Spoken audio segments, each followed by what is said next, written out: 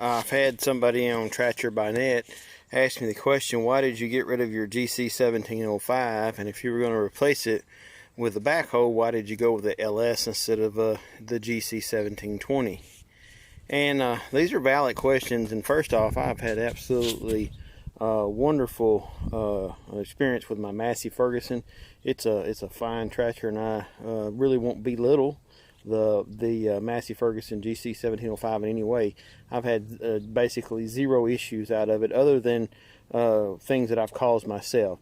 There are some shortcomings that I like better in the LS versus the GC1705 or just the GC17 series.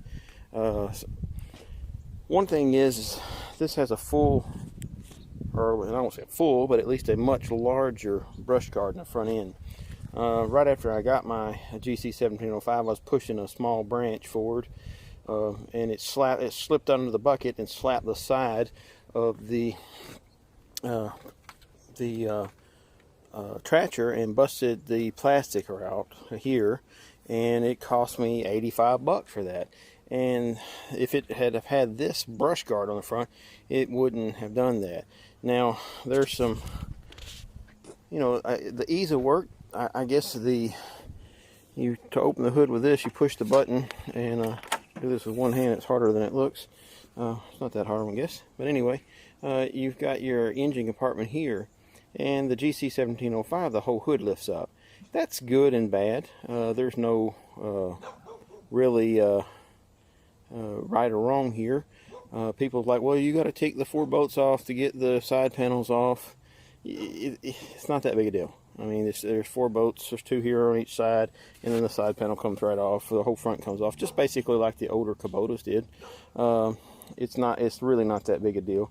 I take that back. It'll be six bolts. But anyway, it's not that big a deal. Again, it's just not that big a deal. Things that I do like about this, one thing I noticed off the bat, and the GC1720 would probably be better because it has a little bit heavier hydraulic pump. But even though the flow rates of this tractor and the GC1705, or excuse me, the GC1720 are exactly the same, I personally feel that the response time on this is a little quicker, especially in the dump. My GC1705, when I went to dump, was just pitifully slow. And there again, it did have a 6.5 gallons per minute pump versus the 1720 has a 6.7. So it's, I have worked the GC1720. Now, another thing that I like better, it's just the seat. The seat is a quality seat with armrests that lifts up and down. Just the quality feel of this tractor is just better than the Massey Ferguson. Massey Ferguson, where it counts, is in your powertrain. It is absolutely solid as a rock. I still believe to this day it's an old Kubota plant, or in a Kubota power tractor that has been modified and upgraded to a new version, and basically put some upgrades in it. I've done a lot of work on Kubotas, and the Massey Ferguson GC1705, the underside of it looks almost identical in every way to a BX 2200. But when you look at the fit and finish of this LS MT125, the fit and finish is just absolutely perfect. And the GC1705, the plastic around here would bow out, and this, and that was from brand new, right off the trailer. When I got it, the tractor I bought was literally a day old at the dealership. This tractor has got the fit and finish is just absolutely top notch. I can't say enough about that. There again, I did look at the bucket on some of the videos. I think the original MT125s, they showed to have a quick attach bucket, and I did contact LS, and they have said that will not be offered with this tractor because it loses too much lift capacity by moving the bucket forward just a few inches and adding the weight of the additional bracket.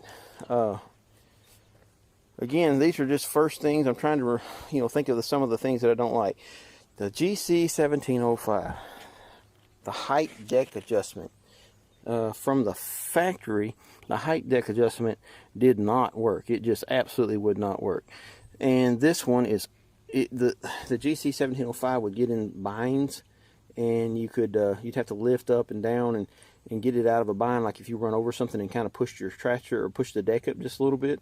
I mean, I'm not talking about anything dramatic, but if you just drug it with the deck in the high position, sometimes this would get stuck and you'd have to wiggle and work it out.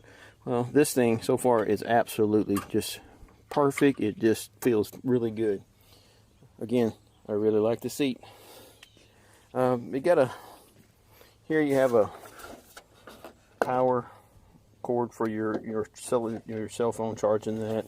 Like I said, the Yanmar engine is, I can't say enough about it, how smooth it is, and you get a year extra warranty on this. Now, as I go forward and take on the bucket on and off, and I'll let you know how the bucket loader, how easy it is to take on and off compared.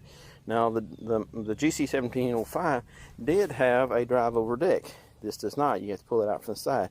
And this is a big, heavy deck with very thick steel. It is stamped, but it is not. This is not your Walmart lawnmower. This is a 1/4-inch stamped deck. It is heavy, made out of heavy metal. It's very well built.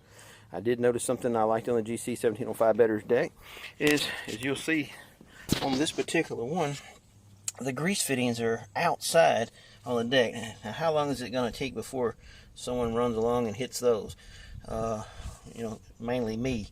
The deck on the GC1705, these were recessed, so you never had to worry about that.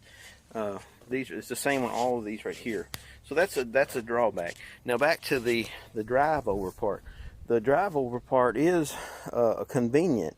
However, I noticed that the GC1705 deck, every time you take the wheels and you put them all the way up, so there's the only step that's easier is actually driving over it. Everything else is basically identical, except this one you will pull it out the side. You turn the wheels, you rotate the wheels out and turn it and pull it out to the side. The GC1705, you pull the wheels all the way up, set the deck on the ground, and you drive over it backwards in 4-wheel drive and drive back and forth. Well, one thing I did notice on the GC1705 is each time that I went over the deck is flexing. I got word that I would not, even though the manual says nothing about it, I would not drive over the mower deck with my bucket loader on because of the additional weight. I noticed the flex in it, and if anybody is out there that knows anything about metal, continue flexing will cause metal fatigue and cracks. And you pay a lot of money for these decks. These decks are around anywhere from $2,000 to $2,400.